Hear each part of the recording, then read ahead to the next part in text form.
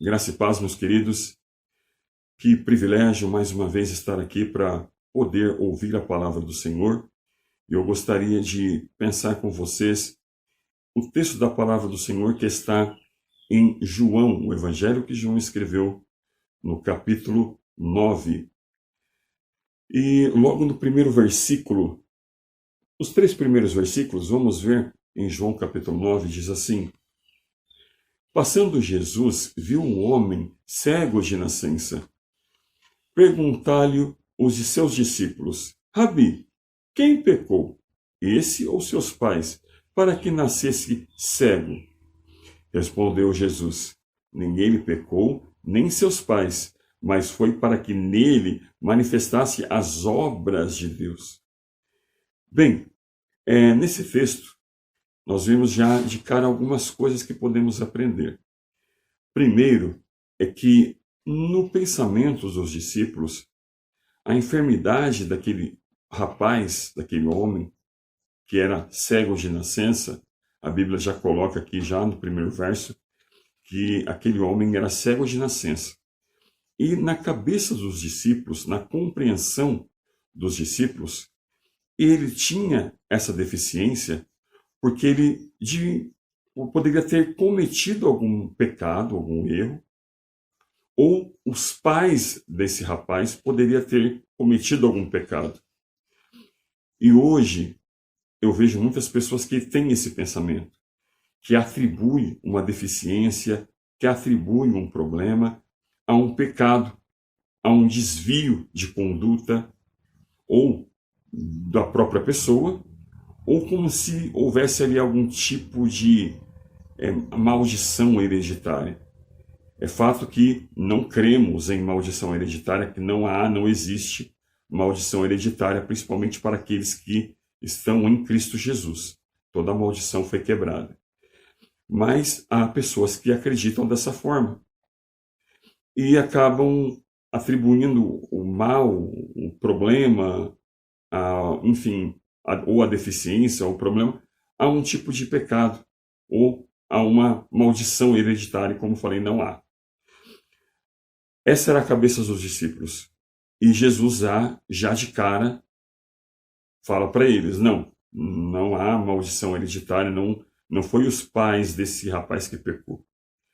E essa deficiência desse rapaz não está atribuída a um tipo de pecado. E aí Jesus ele completa dizendo que aquela deficiência era uma oportunidade para que a manifestação da graça, do amor de Deus, acontecesse a partir daquele rapaz.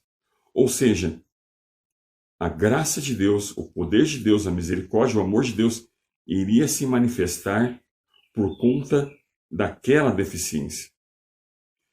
E aí nós aprendemos uma outra lição aqui, que o problema que às vezes as pessoas passam, as dificuldades, a deficiência, ou enfim, o problema que a pessoa vive pode ser uma oportunidade para a manifestação da graça, do amor, do poder de Deus. Então, se você passa por algum problema, se você passa por alguma dificuldade, de repente essa tua situação pode ser um momento em que Deus manifeste a graça dele, o poder dele, a misericórdia dele. Então, de repente, essa situação que você vive pode ser a oportunidade para que Deus seja glorificado, Deus seja louvado. Então, pense nisso, pense que se de repente isso que você está vivendo, e as pessoas costumam reclamar, porque Deus não me ama, porque Deus não me quer bem, porque eu estou sofrendo dessa forma, porque eu estou passando por isso. De repente, este problema, esta situação que você vive, pode ser a oportunidade de Deus manifestar o poder dele, a glória dele, a graça dele, e através disso que você está vivendo, o nome do Senhor Jesus será glorificado, será exaltado. Olha só a lição que aprendemos aqui também. Enfim, e aí, depois disso, Jesus chega àquele homem, Jesus fala àquele homem, gospe no chão, faz lodo, passa nos olhos daquele rapaz e diz: vai ao tanque de Siloé e se lave. E depois que você se lavar, você vai enxergar. Outra lição que aprendemos aqui. Jesus ele poderia curar esse homem como ele curou outras pessoas, com uma palavra simplesmente. Só ordenando: olha, seja curado. E aí aquele homem ia ser curado. Volte a enxergar. Jesus poderia ter feito isso, como ele fez com Bartimeu, como ele fez com a mulher do fluxo de sangue, que apenas tocou nele e foi curado, como outras pessoas que ele apenas ordenou, apenas falou, e a pessoa foi curada, como vimos no próprio Evangelho aqui de João, no capítulo 5, aquele homem que viveu ali há 38 anos enfermo, estava no tanque de Betesda, e Jesus chegou até ele e falou, ordenou que ele fosse curado, e ele foi curado, simplesmente. Esse homem poderia ter sido curado com apenas uma palavra de Jesus, mas Jesus, ele faz algo aqui diferente.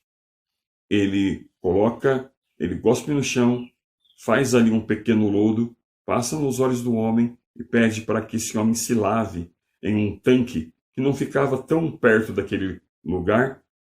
Esse homem vai até esse tanque. Imagino a dificuldade que ele teve de chegar, não sei se ele foi conduzido, se ele foi sozinho. A Bíblia não diz como ele chegou até o tanque, mas ele chegou. Ele chegou e se lavou. E no momento em que ele se lava, ele passa a enxergar. E aqui mais uma lição. Talvez um milagre de Jesus depende de uma ação nossa. Jesus ele pode curar instantaneamente? Pode. Eu já fui alvo do milagre de Jesus de coisas assim rápidas, instantâneas. Mas há momento em que você precisa tomar uma atitude, em que você precisa fazer algo. O Senhor já ordenou o milagre, a bênção, mas você precisa, para de fato concretizar esse milagre, essa bênção em sua vida, você precisa tomar uma atitude, você precisa ter uma ação, uma atitude. E é o que esse jovem fez.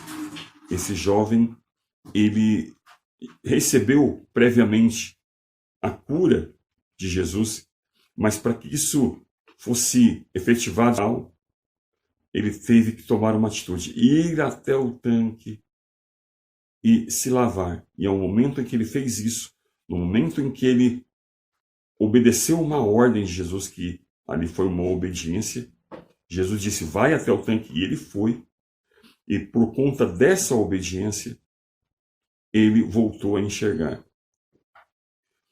E naquele momento houve muita murmuração, os escribas, os fariseus,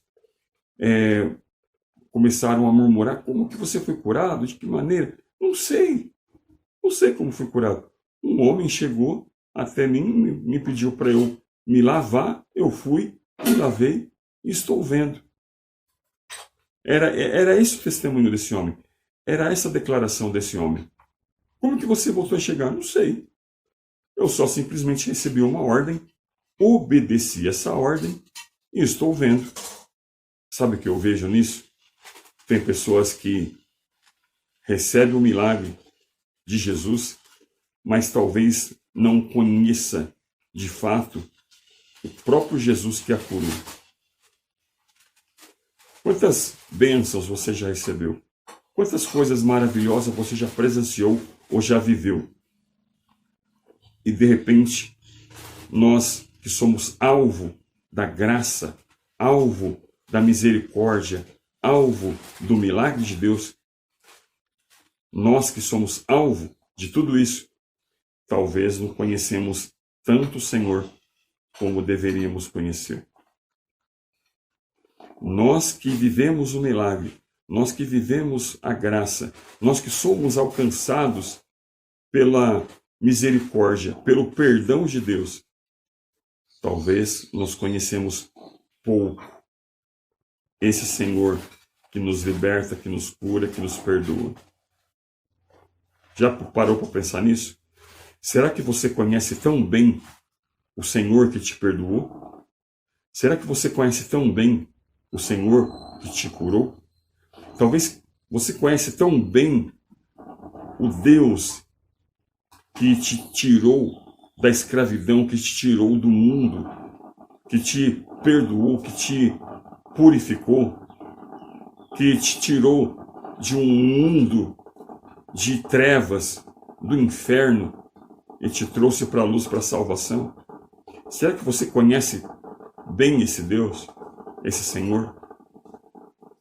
Esse jovem, ele recebeu de Deus uma bênção, mas esse jovem, ele não conhecia o Senhor que o curou, que o perdoou, que o transformou. Nós temos que pensar nisso. Talvez nós recebemos tantas bênçãos de Deus, fomos perdoados, fomos salvos, fomos resgatados das trevas para a luz, e às vezes a gente nem conhece tão bem o Deus em que servimos. Mas esse jovem, ele teve um encontro com o Senhor de fato.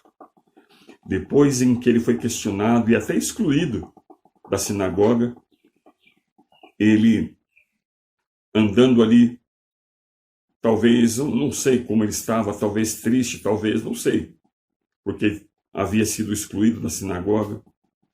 Ele estava ali quando Jesus se apresenta para ele. E Jesus diz a ele: você conhece o Filho de Deus? Você conhece? Ele: não sei, Senhor, quem é ele para que eu o conheça? Quem é ele para que eu acredite nele? Quem é ele? E Jesus se apresenta: sou eu que falo contigo. E aí diz o texto que esse jovem se ajoelha e adora Jesus. E aqui a última lição.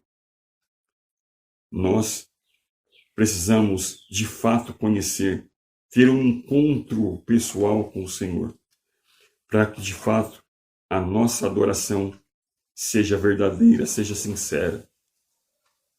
Porque às vezes nós recebemos muitas coisas do Senhor e ainda nós não temos um encontro pessoal, um encontro real com o Senhor.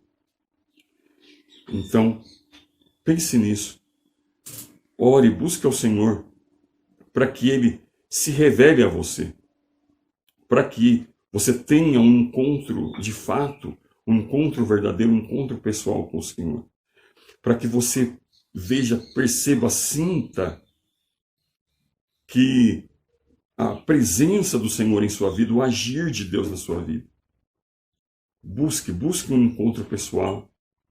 Ore ao Senhor. Peça ao Senhor: Senhor, eu preciso ter um encontro pessoal como Jó teve. Jó era um homem temente a Deus. Jó era um homem que sacrificava por ele e pelos seus filhos, que orava por ele e pelos seus filhos, um homem temente ao Senhor. Tanto é que o próprio Senhor testificou de Jó. O próprio Senhor disse a Satanás: viste o meu servo Jó? No mundo não há como ele. Viste o meu servo Jó? O próprio Deus testificou de Jó. Mas, quando Jó passou tudo o que passou, chega ao capítulo 42, Jó fala: olha, antes eu conhecia de ouvir falar, mas hoje eu vejo, hoje eu vivo, hoje eu conheço o Senhor. Viva não só a misericórdia, o amor, o milagre de Deus, mas viva de fato Deus. Sinta, perceba essa presença. Busque essa presença do Senhor para a sua vida. Espero que o Espírito Santo de Deus fale melhor ao teu coração, à tua vida, e que possamos crescer em graça e em conhecimento. Que o Espírito Santo de Deus fale mais ao teu coração. Que o Senhor te abençoe e te guarde, e que possamos crescer em graça e conhecimento, e te espero em nossa próxima reflexão. Deus te abençoe e até a próxima.